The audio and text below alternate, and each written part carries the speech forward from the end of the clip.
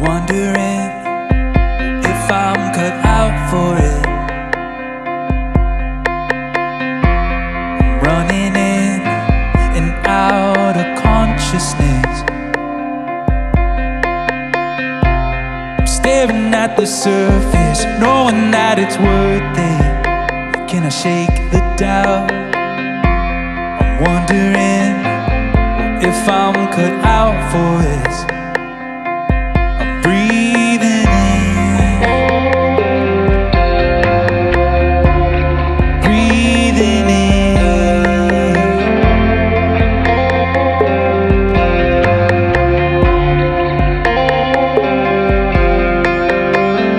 Break through the wall. All I've ever known, one face of a stone. And break through what I knew and go.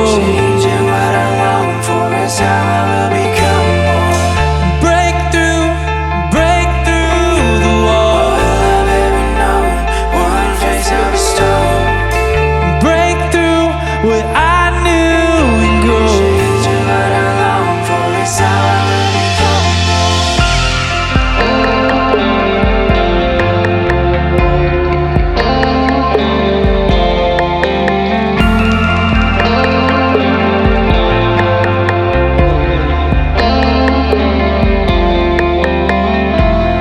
Falling in, I'm digging in the ground for this. More to find underneath the surfaces. It doesn't come so easy. There's pain and growth, believe me. I'm wondering, will I turn out from this? Breathing in.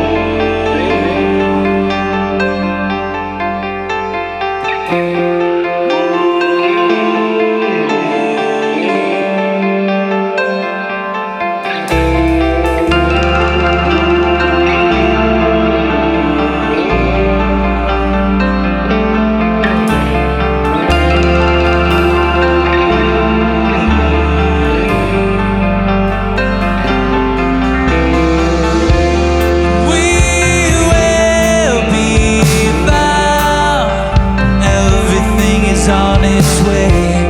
We are the sound, a symphony of time and space. We will be found. Everything is on its way. We are the sound, a symphony of time and space.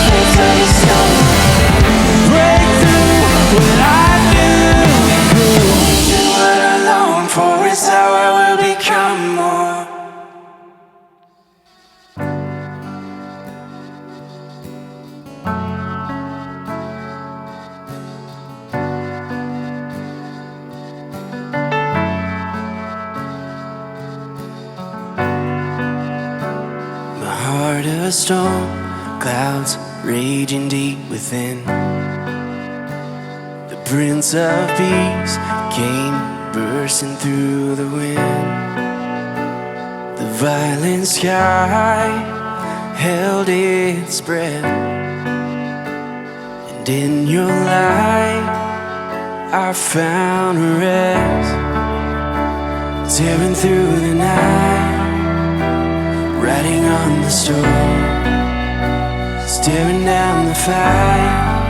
My eyes found yours, shining like the sun, striding through my fear. The Prince of Peace met me there. You heard my prayer.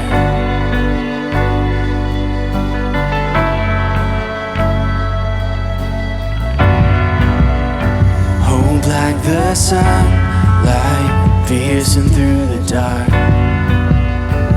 The Prince of Peace came and broke into my heart.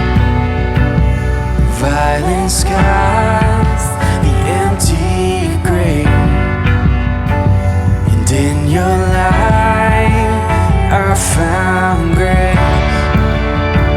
Tearing through the night, riding on the storm, staring down the fight. My eyes found yours, shining like the sun, striding through my fear. The Prince of Peace met me there.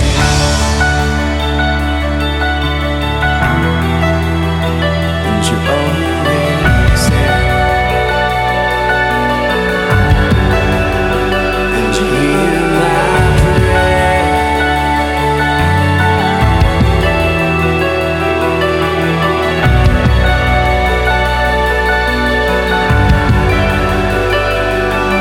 Your love surrounds me when my thoughts wage a war. When I scream Sarah, let your voice will roar. Come death or shadow, God, I know your light will meet me there.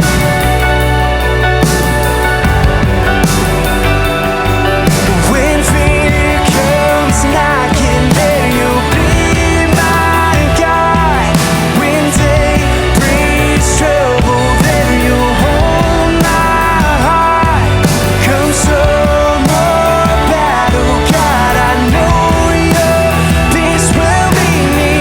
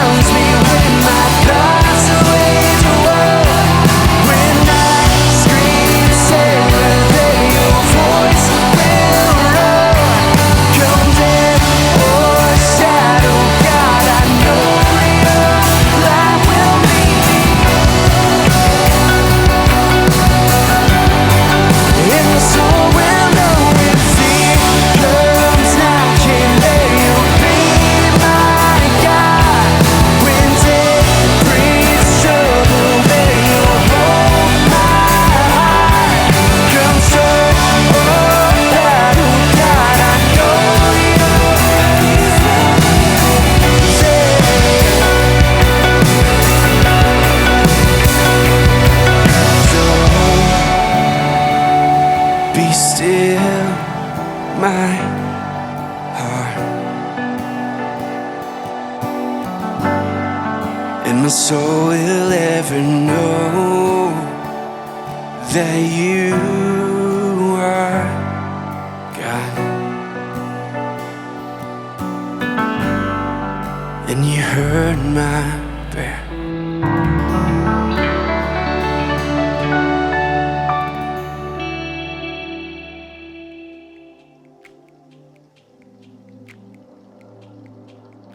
And it says on your fourth truth, we all sabotage ourselves unless we confront our internal saboteur.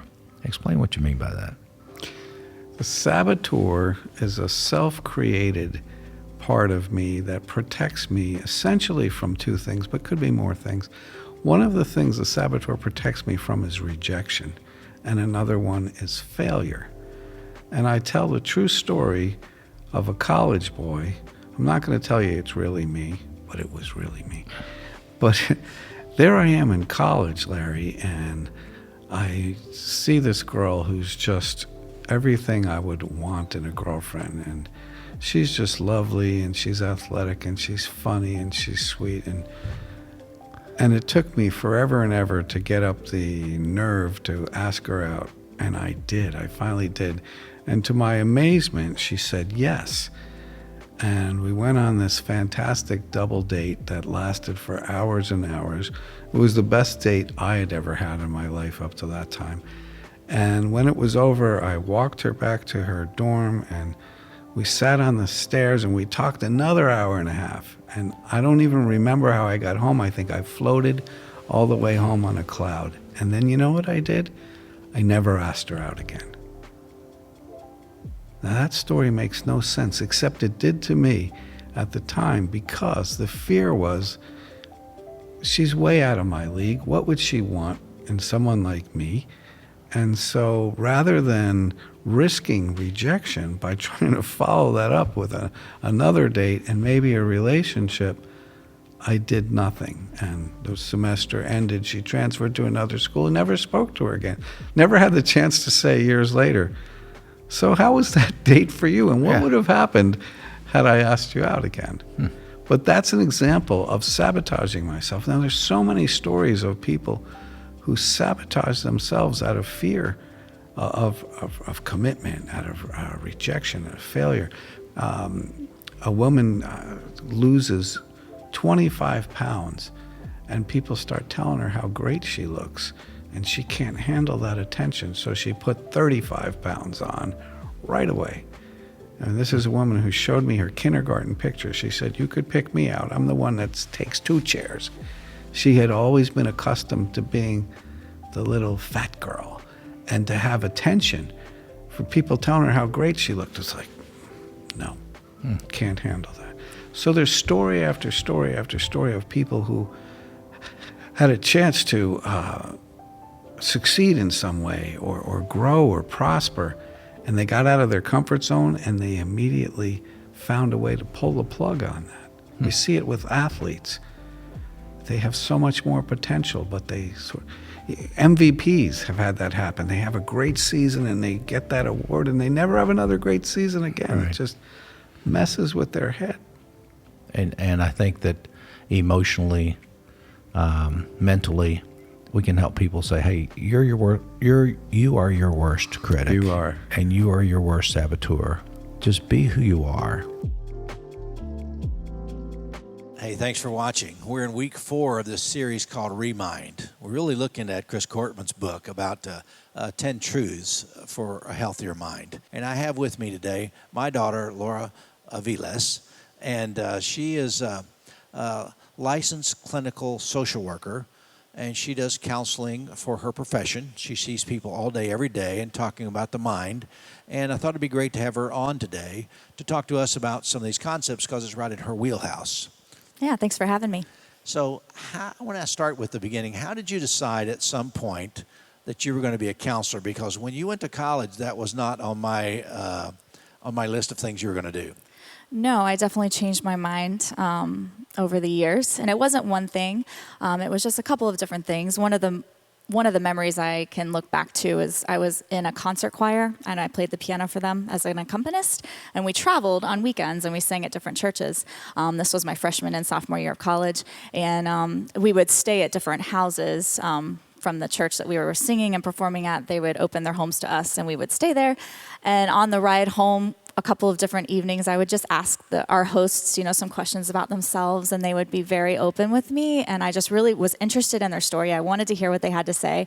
And I remember some of my friends saying, how do you get people to open up like that? And you just ask the right questions, and sometimes you make people cry. And I was just like, I don't know. And they're like, maybe you should be a counselor. And I was like, well, I do really love talking to people and hearing their story and making them feel like somebody cares and that it matters. So I kind of took a couple of elective classes and really liked it and changed the course of what I thought I would do, which was a pediatrician. So I changed my mind. So you're not a pediatrician, No. but you are a licensed clinical social worker, LCSW. Yes. But your degree is in social work. I have my master's in social work, and then I'm licensed through the state, which is another process after you get your master's. I see. And you work with Dr. Courtman in Venice a couple days a week? I do, yeah. And It's what awesome. other place do you work? I also have a small private practice here called Lifehouse Counseling on the church property, and I see people there as well.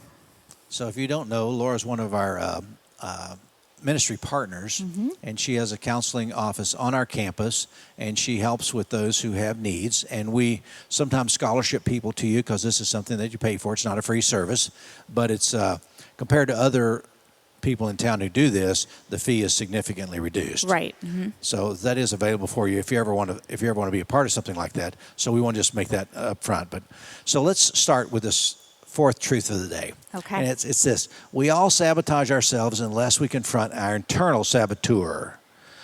What is a saboteur? Well, it's this mysterious character that we create, usually in childhood, to help protect us from danger. When we're a vulnerable child, even ones that grow up in a very loving household, we have this need to control or feel fear of failure, or maybe we don't get enough attention. So we create this inner being to help us stay protected, stay safe. And it's in our subconscious. In the book, it says the shadows of our subconscious. It's not something we're aware of, but a lot of times it can drive our behavior to do things we don't really want to do. So it's like an internal big brother. Yes, almost like a protective big brother that's watching out for us on the playground to see if anybody is causing us danger or if there's anything scary that could potentially happen. See, and I had two big brothers and two little brothers. And one of the things I noticed is that sometimes the big brothers protect you and sometimes they beat you up. Is it possible that protection mechanism within us can work against us? Absolutely, yes. Somebody can be really excited about a new relationship or a new job opportunity or a promotion or a risk in a business. And the internal saboteur can come in and, on a subconscious level, ruin it for ourselves. And we really have no one else to blame but ourselves. But we are very good justifiers. We can talk about, the reasons that we didn't get it or the reasons we didn't want to be in this relationship. And we can come up with pretty good stories to help our own self understand what happened without really understanding what happened under the surface. Sometimes we say we want one thing, but our actions lead to something else. Mm-hmm. Is that the internal saboteur? Yeah, that's it. And what's the story? I know that Dr. Courtman tells a story in his book. Maybe you can tell us that story. Yes, this story kind of shows the absurdity of the self-saboteur. But there's two factory workers, and they work real hard, and they take lunch together. And the first day, the first factory worker says to the other one, he opens his lunch, and he goes, "Oh, peanut butter. I hate peanut butter." Then the second day they go to lunch, and they bring their lunch, and the first guy says to the second guy, "I have peanut butter sandwich again. I hate peanut butter." And the second guy just kind of looks at him quietly again. By the third day, the first guy looks at his sandwich, and he starts pounding his fist on the table. "Peanut butter again. I hate peanut butter." And the other guy finally says, why don't you maybe just ask your wife? I know it's none of my business, but maybe just ask her to make you something different tomorrow for your lunch. And he said, "Hey, buddy, leave my wife out of this. I make my own lunch." And it's just the absurdity of he made himself peanut butter sandwiches every day, even though he looks to see what it is and then almost acts surprised that it's peanut butter again, even though he made it himself. So we want one thing, but we make ourselves peanut butter sandwiches that we don't like. So Because and it's that's- scary to do something different or to do something that you're not sure if you like or not. So you could stay with something that you really don't like just out of the fear of the unknown. That's true with health too, isn't it? I mean, some people Sure. do that with exercise and diet, and this is what I want, this is who I think I want to be, but at 9 o'clock, the ice cream saboteur comes along and takes you right out of your zone, something like that. Yep, Yeah, absolutely. okay. So I want to shift gears and ask you, how do you think the values of Suncoast, you've been at Suncoast since the very beginning, and you know the values that we address, or we're a hospital, not a courtroom, helping people take responsibility, and everyone brings something to the table. How do you think these values lead to good psychological health? Well, I think everything our church and our community stands for is so practical and so healthy, just on so many different levels, not just a spiritual level, but a real physical level, that we need connection with others. We need to be part of something larger. I think that's a really sound psychological principle as well. If you don't feel like you're part of something that's bigger than yourself, it's very easy to get kind of just set in your own world and almost trapped there and unhappy. So a lot of people need to give back, to engage in community, to be a part of something bigger than themselves, and to feel loved and accepted. The hospital, not a courtroom. I mean, I think that is such an important piece to just human beings. And as people, we need that. We need to feel like we're enough, that there's a place that we belong. That's so important as well. And during this time of isolation, do you think people, well, let me ask, how do you think they're responding? Do you think they're lonely? In your experience, how are they responding to you? There's many different responses, but there's a lot of people that are very lonely. I have a couple of people that have lost a loved one, and they're not able to distract themselves and be with other people that they love, and that's really difficult, to be kind of stuck at home and not able to have a whole lot of support and love that's tangible. So it is. It's been difficult. It's been really interesting to hear everyone's story and perspective as I touch base with people through virtual sessions every week right now. And you do a wide variety of ages. Is that correct? Everybody from what to Yeah. what? Well, a couple of days a week I work for a middle school, or one day a week actually, and then I see all the way to, I think my oldest client is maybe in their 90s. So. And you have a lot in between couples. And all in between couples. So couples counseling, grief counseling, separation, Depression, anxiety, yeah. Wow. I'm glad you have your job, and I'm glad I don't have your job. So, I wouldn't want your job. well, I understand. But if I come into you and I make an appointment for the first time, and I come to see you, and I'm really upset, I'm traumatized about something, where do you start with somebody like that? Well, it's really important in trauma to be able to tell your story. So a lot of times if someone has a story to tell, I try to create a safe place and a safe space for them to feel non-judged, accepted, and loved, that they can kind of tell their story. It helps us process things when we can verbalize them. And also to work on the hierarchy of needs. It's not just let's talk about this trauma, but let's make sure like you're getting enough sleep. Are you eating? Are you exercising? You need to be moving. Like all of these things give you endorphins and, nutrients, and it's healthy for your physical body because we're tied together. We're very complex creatures. We're not just physical beings. We're not just emotional beings. We're not just spiritual beings. I think that it's a combination of the three of those things. So I try to really focus on all of those layers of people and not just one. So if they're not sleeping well, they're not eating well, that's an indicator to you is something. Absolutely. We need to make sure they get enough rest, that they eat well, they're moving and getting their exercise, and spiritual component, whether it's meditation or prayer, whatever. There's multiple parts to a healthy psyche. Yes, absolutely. And so what is a success story for you, though, if along those lines? Oh, it's so humbling for me to be on a journey with people. One of the greatest things I like to see is when somebody's sitting in front of me and they're describing how they see themselves, and it's so negative and it's so in my head, it's so off of what I see in them. They think they're not talented, that they're not loving, that they're not a good parent, that they're not a good friend, et cetera, et cetera, et cetera. And I know that they're being very hard on themselves, even harder on themselves inside than what they're telling me.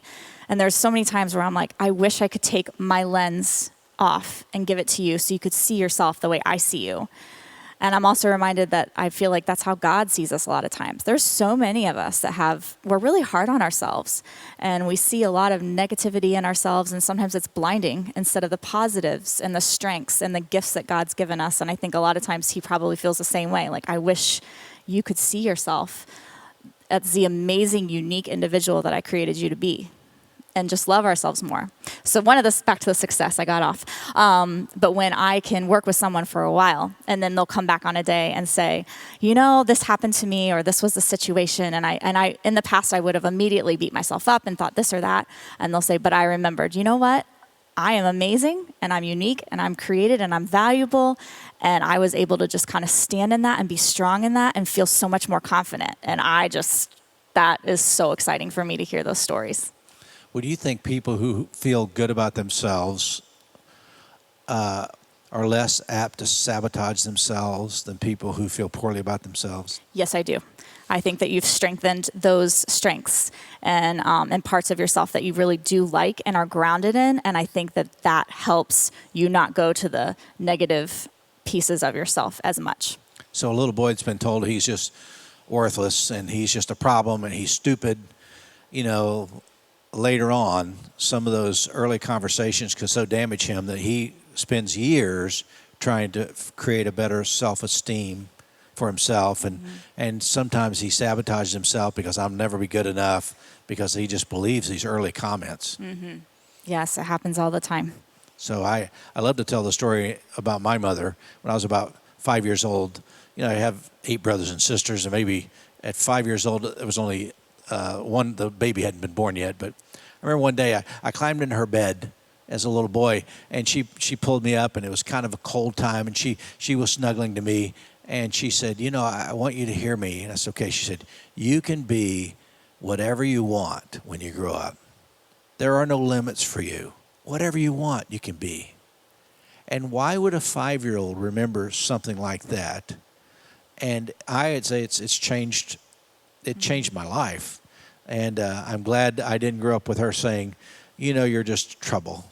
You're a problem. Mm-hmm. So as parents, what advice would you give to parents in that circumstance? It's a huge, scary responsibility, but we have such an amazing, important job to lift our kids up and to help them lay these foundational self-esteem qualities now, that you're loved. I love you just because you're you, not because you act this way, not because you do this, just because you're you. That's such a powerful concept for us on a human level. Do you have some clients that just have no one really to talk to? Yes.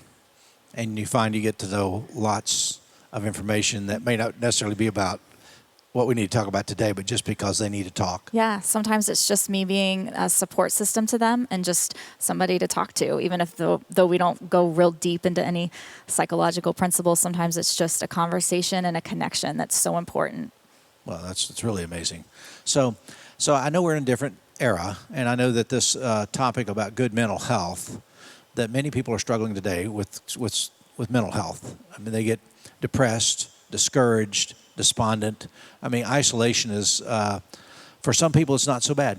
Some people really, hey, I can live with this isolation, no problem. But for those of us who are people-oriented, I mean, we're handshaking, hugging, loving, energized by people. It creates a problem for us. Yes. So what do you have to say for those people like me who are a little introverted no, I'm just kidding. Yeah. What? I think you misspoke there. So what can I do between now and the time we get back as a community? What suggestions would you have for me? Your dad, your pastor. What would you have for me to say, okay, if you might want to do this, it might help you? What would that be? I think connecting with people virtually is really important. Connecting with people that are in your small circle is really important, and really enjoying those times.